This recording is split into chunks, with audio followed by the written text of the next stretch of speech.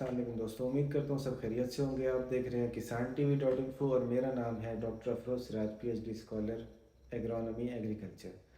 दोस्तों, आपके पेशे खिदमत हूँ आज एक नई वीडियो के साथ, जिसमें हम डिस्कस करेंगे जी1 गार्लिक में खादों के इस्तेमाल।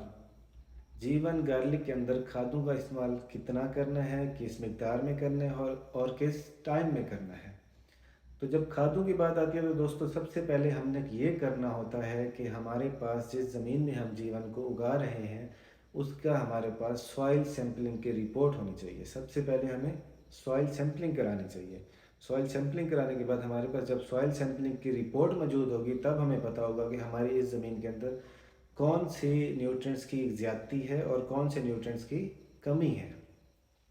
अच्छा जी, जो कॉमन प्रैक्टिस चल रही है जीवन के अंदर, जो हमारे पंजाब में इस्तेमाल होती हैं खादें, वो कुछ इस तरह हैं कि सबसे पहले आ जाती है ज़मीन की तैयारी। ज़मीन की तैयारी में जो हम खादें इस्तेमाल करते हैं उन्हें कहा जाता है बेसल डोज। बेसल डोज के अंदर हम लोग, अगर हमारे पास सॉइल सैम्पलिंग रिपोर्ट के मुताबिक फास्फोरस की कमी है, तो हम वहाँ पर यूज़ करते हैं 1 बोरी डीएपी बेसल डोज में, और जमा potash. Potash 1 bag 25 kg NF for 1 एकड़ बेसल डोज में। अगर सॉइल सैम्पलिंग रिपोर्ट के अंदर फास्फोरस की कमी काफ़ी ज़्यादा आ रही है, तो हम वहाँ पर इस्तेमाल कराते हैं 2 बोरी डीएपी प्लस 1 बोरी 25 kg पोटाश की। ये है बेसल डोज। इसके बाद हम उसकी ज़मीन की तैयारी के बाद हम वहाँ पे रिजेस निकलवा लेते हैं, चरियाँ निकलवा लेते हैं। 7 से 8 इंच मोस्टली रिकमेंडेड है गार्लिक जीवन के लिए। उसके बाद हम जब पहला पानी लगाते हैं इसको, वो हम खाली लगा देते हैं, और खाली पानी के बाद जब नेक्स्ट इरिगेशन हम करते हैं, सेकंड इरिगेशन, दूसरा पानी लगाते हैं, दूसरे पानी के अंदर ज़मीन की सॉइल सैम्पलिंग रिपोर्ट के मुताबिक और ज़मीन के टेक्सचर के मुताबिक कहीं पर इस्तेमाल किया जाता है मैग्नीशियम सल्फेट जमा ह्यूमिक एसिड।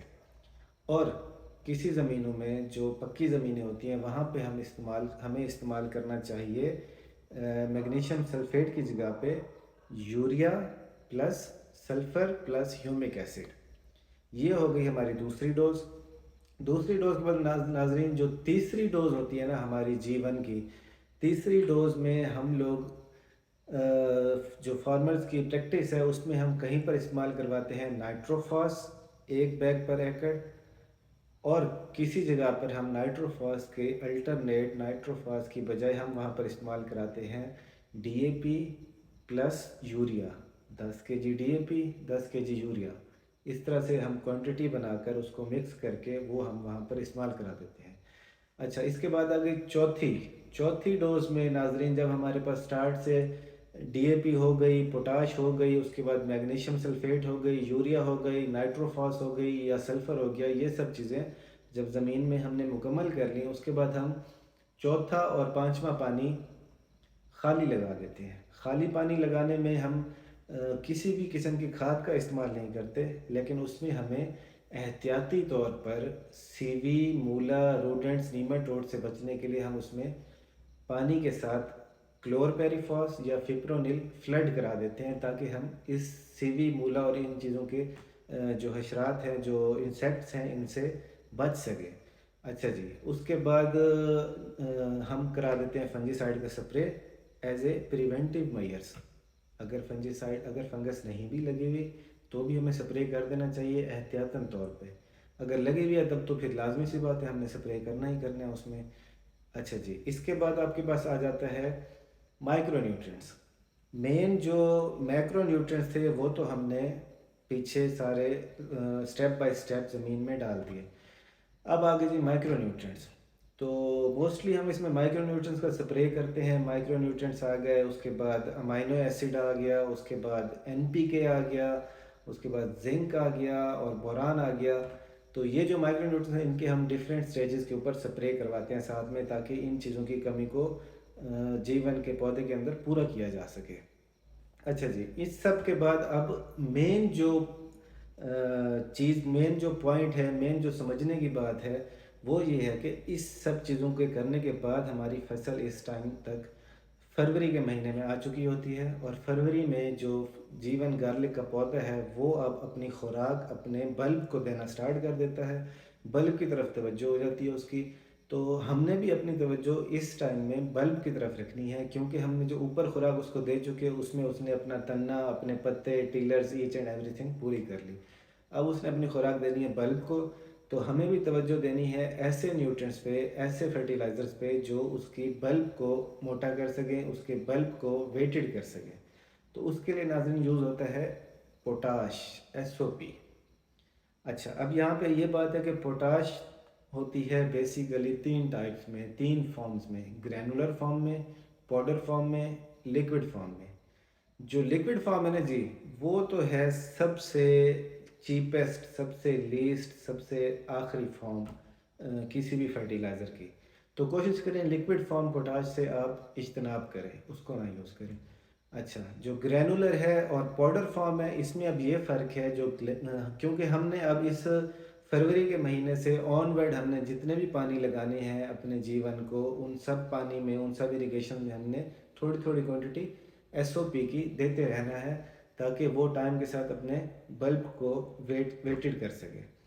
तो क्योंकि हर पानी में हमने SOP देनी है, तो ग्रैनुलर जो है वो हम यूज़ नहीं कर सकते इसमें। ग्रैनुलर अगर हम यूज़ करेंगे, जो हम फरवरी के महीने में पहला पानी लगाएंगे उसमें जब ग्रैनुलर खाद हम उसका छट्टा करेंगे पोटाश का, तो वो पहले पानी में कभी भी मिक्स नहीं होती, क्योंकि वो कोटेड फॉर्म में होती है।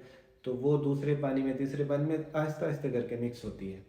तो यहाँ पे जो सबसे ज़्यादा इफ़ेक्टेड, सबसे ज़्यादा फ़ायदेमंद चीज़ है वो ये है कि हमें पाउडर फॉर्म में किसी भी अच्छी मल्टीनेशनल कंपनी की SOP यूज़ करनी चाहिए।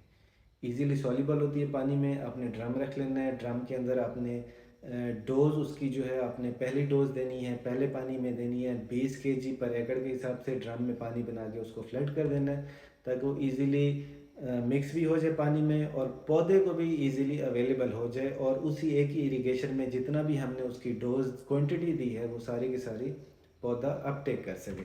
उसके बाद जब नेक्स्ट पानी आ जाता है उसमें फिर हम थोड़ी सी क्वांटिटी पोटाश की कम कर देते हैं, लेकिन उसको भी सेम इसी तरह हम ड्रम में रख के मिक्स करके फ्लड कर देते हैं पानी के साथ। अगर पहली डोज में हमने 20 kg दिया है तो दूसरी डोज में हमने 10 कर देना है, तीसरी इरिगेशन में फिर 10 कर देना है, उसके बाद ऑनवर्ड इस तरह 10-10 कर देना है। और जो आखिरी आपका एक आधा पानी दरमियान में, एक दो पानी आप स्किप भी कर सकते हैं SOP को, या दरमियान में कोई बारिश भी आ जाती है, बारिश के वजह से भी हम मतलब पानी नहीं दे फिर पानी हमने नहीं देना होता, तो उसमें मतलब ये कि बारिश में उसमें अपने भी न्यूट्रिएंट्स होते हैं रेनी वाटर के अंदर। तो ये सारी तरतीब है हमारी फर्टिलाइज़र प्लान एक हेल्दी पौधा नार्क जीवन का हासिल करने के लिए। ये आपने सारी तरतीब रखनी है, इस तरह करके आपने फर्टिलाइज़र प्लान रखना है। और एंड पे मई के महीने में, मिड मई टू एंड मई में हमारा पौधा इंशाल्लाह ताला एक हेल्दी पौधा तैयार होगा और वो हार्वेस्टिंग के लिए तैयार होगा। ये थी हमारी नाजरीन छोटी सी इन्फॉर्मेशन जो मैंने सोचा अपने किसान भाइयों के साथ, अपने नाजरीन के साथ, अपने दोस्तों के साथ शेयर कर लूँ। दुआओं में याद रखिएगा, हमारे चैनल को लाइक और सब्सक्राइब करना मत भूलिएगा और बेल आइकन को लाजमी दबा दीजिएगा। जज़ाकल्लाह।